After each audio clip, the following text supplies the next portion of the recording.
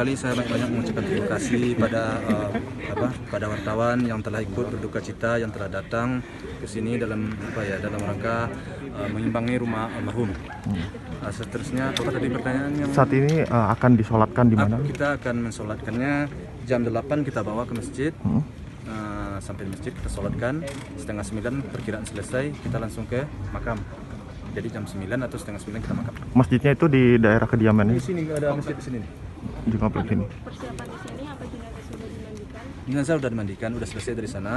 Tinggal hanya kita mensolatkan, selesai disolatkan kita bawa ke. Berarti dimandikan di Surabaya ya, Pak? Iya, dimandikan di Surabaya. Untuk Gala sendiri saat ini seperti apa Pak kondisinya Pak? Si Gala kondisinya sekarang masih dirawat di rumah sakit Surabaya. Kapan akan pulang Pak? Kapan akan pulang belum bisa saya jawab, soalnya nanti saya akan utus anak saya melihat ke situ dulu untuk melihat apakah masih perlu dirawat di rumah sakit atau bagaimana. Siapa yang menemani saat ini Pak? Ada teman si baby itu temannya di situ, atau ada juga keluarga ada keluarga di situ. Tapi ada kabar kondisi Gala sekarang seperti apa? Tadi belum saya telepon hari ini ya, tapi kemarin kondisi sih fit aja, tidak ada masalah. Sehat, tidak ada masalah. Jadi sudah di CT scan segala macam, tidak ada masalah. Semuanya fit. Cuman memang ada pembengkakan sedikit di sini. Pelipis ya. Tadi setelah jenazah sampai apakah sudah dibuka petinya untuk melihat wajah? Sudah saya buka tadi. Saya buka Kamera Pak. Pak, nanti yang akan ke makam siapa saja Pak? Kapan kita? Ya, semua yang sanggup ke makam kita. Pak mohon maaf Pak, mungkin ada firasat nggak sih Pak atas kepergian Bibi Ardiansyah Pak? Perasaan sih sebelum ini nggak ada, cuman saya bertanya-tanya sedikit. Beberapa waktu ini anak saya ini cerianya itu kata orang senang banget hatinya anak ini. Ke Bali hampir setiap minggu, ke Surabaya setiap saat. Jadi saya sempat ngomong sama dia, kok kamu ke situ? Ya nggak apa-apa lah Pak, ada usaha juga, kan perjalanannya masih untung, kan begitu selalu. Ya tapi namanya perjalanan jauh tapi kadang dia kan dengan pesawat, cuma kebetulan ini mobil ya. Apa alasannya akan naik mobil saat itu Pak? Alam saya nggak tahu, waktu sebelum berangkat saya nggak tahu. Cuman mungkin banyak yang mau dikunjungi, tidak tahu saya kenapa dia bawa mobil. Dia nggak sempat ngomong sama saya. Apa Bapak tahu urusan apa akan ke Surabaya saat itu? Bisnisnya dia ada usaha bisnis dengan temannya. Kenal dengan sosok drivernya Pak? Enggak kenal. Saat ini drivernya Driver baru maksudnya yang mana tuh? Yang driver yang kecelakaan Pak? Yang membawakan mobil. Ini driver sini. Kenal. Depan Pak, ke depan ini. Sosok Jody seperti apa? kenal baik ya? Kenal baik, kenapa? Dia udah lama, dia udah kerja 2 tahun lebih. Handphone turun dikit, handphone. Mobilnya selalu dalam kecepatan tinggi atau bagaimana?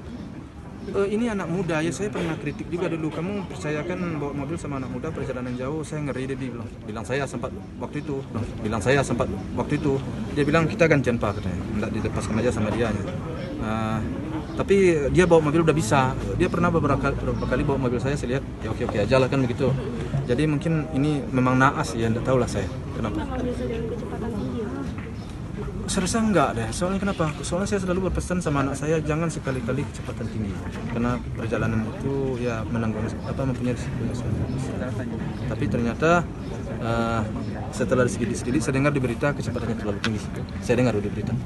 Tapi Bapak sendiri pernah nggak sih mungkin di kendaraan ketika Jody yang terbakar sebagai penumpang?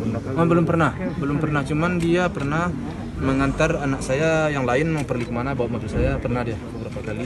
Dia sebenarnya nggak ada masalah. Tapi sungguh pun demikian saya nggak tahu sampai di mana bisa dia bawa mobil.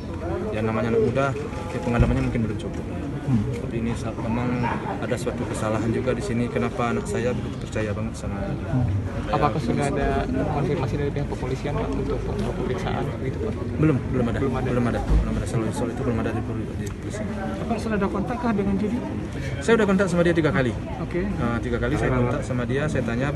Tapi kontak saya kan menanyakan bagaimana si Gala, bagaimana Vanessa, bagaimana si Feby, itu aja kontak. Tapi semenjak saya mendapat berita dari TV bahwa kecepatannya tanpa memikirkan anak dan menantu saya, cucu saya nggak berat saya untuk istilah orangnya begitu kamu. Ini kan nyawa manusia. Bagaimana Vanessa, bagaimana si Feby, itu aja kontak. Tapi semenjak saya mendapat berita dari TV bahwa kecepatannya tanpa memikirkan anak dan menantu saya, cucu saya nggak berat saya untuk apa ya untuk istilah orangnya kok begitu kamu. Ini kan nyawa manusia. Nah, jadi saya nggak sanggup melakukan dia. Perasaan saya itu, waduh, bawa kerbau aja kita secepatnya itu pikiran saya setelah saya dengar berita. Tapi benar gak kecepatannya segitu? Saya nggak paham, nggak pasti juga kan gitu. Karena itu kan baru berita. Tapi sempat lihat video yang dia Main HP. di Instastory dia. Iya, situ sempat lihat. Iya, sempat saya lihat. Jadi situ saya agak apa? Kamera depan Iya, Pak, kamera depan. Misal Jody terbukti bersalah karena membawa kecepatan terlalu tinggi, apa dari pihak keluarga akan memaafkan atau bagaimana? Kita lihat aja proses hukum dulu. Kita lihat proses hukum dan kita lihat apa benar seperti yang kita dengar berita yang diceritakan ini terjadi. Apa banyak kelalaiannya, di mana kelalaiannya? Ini kan ya anak, menantu, cucu. Mungkin bagaimana perasaan saya? Berarti akan menyerahkan semuanya ke pihak hakim? Iya, saya serahkan kepada pihak bagaimana sebaiknya. Soalnya kalau tidak, ya hal-hal seperti ini kan bisa juga terjadi di orang lain. Jadi ini sangat berguna juga bagi orang lain agar seorang driver itu bisa mengontrol diri. Yang dibawa. Tapi pihak keluarga sudah memaafkan Jody bukan sih Pak? Kalau kita belum sampai ke situ, kita lihat dulu. Oke. Itu aja.